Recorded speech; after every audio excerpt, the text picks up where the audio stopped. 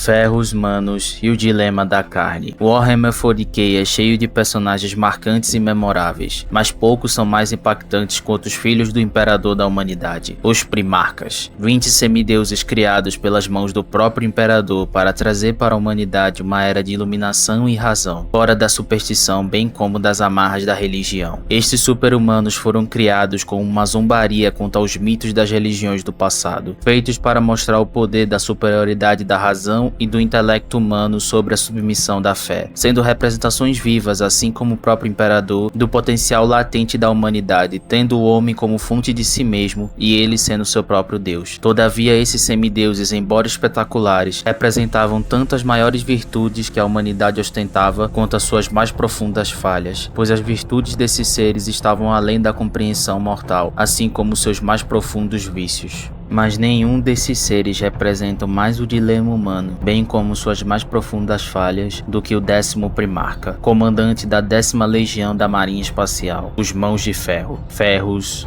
Manos. História. Os Primarcas do Império do Homem foram criados para serem os generais da grande cruzada do Imperador da Humanidade, para reclamar os mundos perdidos durante a Era do Conflito, mas estes foram tomados de seu criador e espalhados pelo Warp, pelos poderes ruinosos do caos. O 10º Primarca caiu no planeta chamado Medusa. Este planeta era tomado por problemas geológicos, guerras constantes entre os clãs por recursos e território. Neste contexto, a cápsula do Primarca caiu numa montanha deste planeta, no qual ele cresceria sozinho sem contato direto com os mortais abaixo. Ao atingir uma determinada idade, ele sairia de seu isolamento e começaria a observar a vida dos clãs e das pessoas comuns. Ele consideraria que os massacres e guerras eram necessários para deixar o povo de Medusa forte, sendo por esse motivo que eles eram guerreiros tão formidáveis. Por conta do ambiente em que cresceu, Ferros Manos desenvolveu uma visão de mundo baseada única e exclusivamente na força humana livre de fraquezas. Utilizando seu intelecto sobre-humano, ele desenvolveu tecnologias de guerra e distribuiu para as tribos de Medusa, para que as guerras do planeta continuassem, pois em sua visão, baseada única e exclusivamente na capacidade marcial de um guerreiro, isso deixaria a humanidade mais forte, porque coisas como arte eram irrelevantes para o propósito que o Imperador da Humanidade desenvolveu ele e seus irmãos para a guerra. Os Braços de Ferro. Antes da reunião do Primarca com o Imperador da Humanidade, Ferros Manos lutou contra um verme gigante de metal, no qual o afogou em lava. Porém, o metal derretido do corpo da criatura se fundiu com seus próprios braços, dando a ele as icônicas Mãos de Ferro, as quais aumentaram em muito as suas capacidades físicas e da forja. Elas deram a ele tanto poder que quando o Imperador desceu em Medusa para se reunir com seu filho, os dois lutaram ferozmente, destruindo montanhas inteiras no processo. Porém, Ferros Manos se ajoelhou para seu pai e aceitou o papel de general na grande cruzada do Império do Homem. Por conta da força dada pelas suas Mãos de Ferro, Ferros começou a expurgar qualquer tipo de fraqueza em sua visão para deixar sua legião mais forte. Descanso, arte, sentimentos, nada disso importava, pois estas coisas eram fraquezas que Ferros expurgaria para transformar sua legião na mais mortal de todo o exército do Império do Homem. Todavia, a grande tragédia da 10ª Legião e seu Primarca consiste que, em sua busca de se livrar de todas as fraquezas, eles acabaram considerando o corpo humano fraco, que deveria ser substituído por máquinas em prol da eficiência e força. Porém, mesmo com todos os aumentos cibernéticos, com seu corpo sendo mais máquina do que humano, eles ainda permaneciam irrevogavelmente humanos. Os Mãos de Ferro consideravam sentimentos uma fraqueza, porém foi justamente a falta de controle dos sentimentos que ocasionou sua queda. Durante a traição de Horus Lupercal, seu irmão mais próximo, Fulgrim, tentou convencer Ferros a se juntar com a rebelião, porém ele recusou, o que levou os dois a lutarem. Tomado pela fúria, Ferros lutou contra Fulgrim no planeta Istvan V, e lá foi morto pelo seu mais amado irmão.